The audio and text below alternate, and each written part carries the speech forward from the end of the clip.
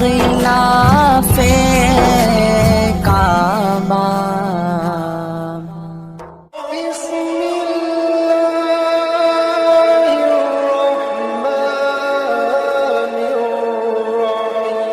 الرحیم۔ 25 سال عمر تھی حضور علیہ السلام کی جب حضرت خدیجۃ الکبریٰ سے آپ کا نکاح ہوا۔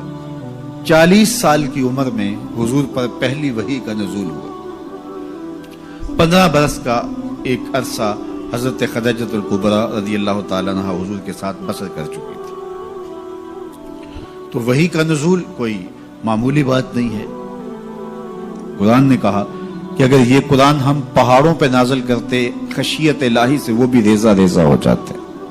یہ قرآن ہے اور یہ حضور کے قلب اطہر پہ نازل ہوا۔ اس کی کیفیات حضور نے محسوس کی تو واپس آئے تو فرمایا زملونی یا خدیجہ، مجھے چادر دو، میں سردی محسوس کر رہا ہوں۔ تو حضرت خدیجۃ الکبریٰ نے چادر اڑا دی۔ تو آقا کریم نے جو کیفیات گزری تھیں، جو حالات تھے، وہ اپنی زوجہ محترمہ کے سامنے رکھے کہ اس وقت میری پوزیشن، میری صورتحال یہ ہے۔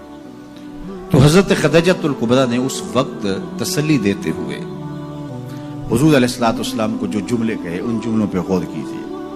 یہ حضور کی 40 سالہ زندگی کی کہانی حضور کی زوجہ کی زبانی ہے۔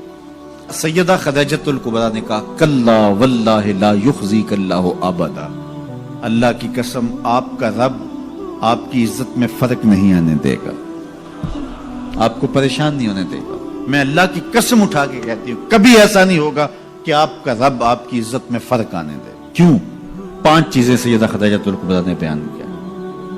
فرمایا انک لتصل الرحم، ایک تو آپ صلہ رحمی کرتے ہیں۔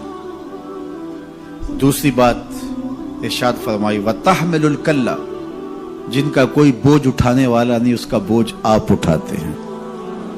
تیسری بات وتکسب المعدوم، اور جن کا کوئی کمانے والا نہیں ہے اس کے کفیل آپ ہیں۔ وتقری الضیف، اور لوگوں کی مہمان نوازی کرتے ہیں۔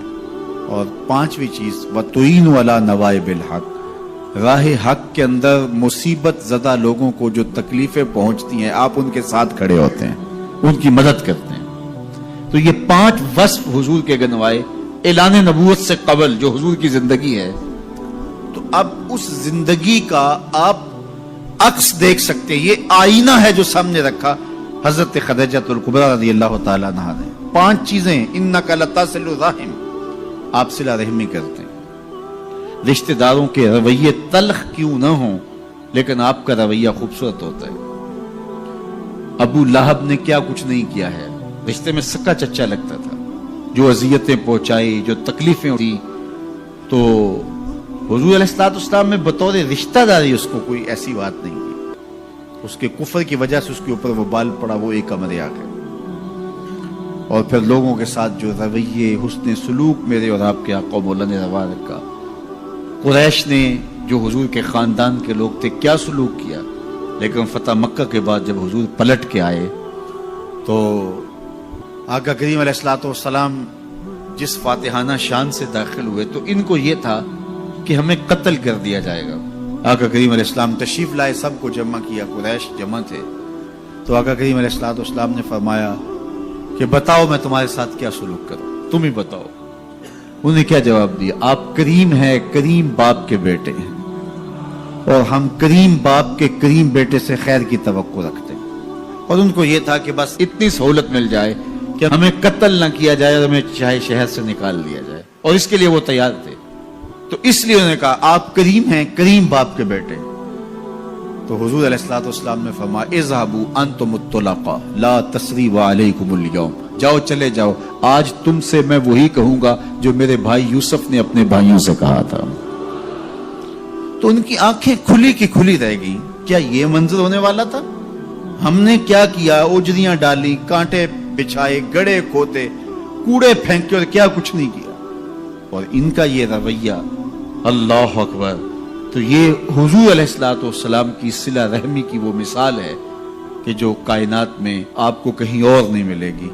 حضور نے ہمیں صلہ رحمی کی تلقین کرتے ہوئے ارشاد فرمایا کہ جو شخص یہ چاہتا ہے کہ اس کے رزق میں برکت ہو اور اس کی عمر میں برکت ہو، 2 چیزیں، جو شخص یہ چاہے کہ اس کے رزق میں بھی برکت ہو، اس کی عمر میں بھی برکت ہو، وہ رشتہ داروں کے ساتھ سلوک اچھا کرے.